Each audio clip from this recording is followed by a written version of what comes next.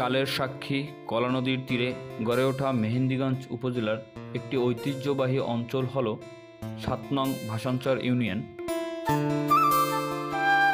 সময়ের পরিক্রমে আজ ৭ নং ভাষাঞ্চর ইউনিয়ন শিক্ষা, সংস্কৃতি, ধর্মীয় অনুষ্ঠান, খেলাধুলা সহ বিভিন্ন ক্ষেত্রে তার নিজস্ব বৈশিষ্ট্য বজায় রেখে চলছে।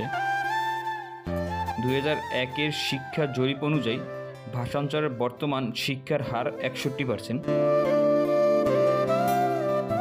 বর্তমানে ভাষাঞ্চলের সবচেয়ে জনপ্রিয় এবং সৌন্দর্যময় দর্শনীয় স্থান হচ্ছে কদমতলীর ব্রিজ।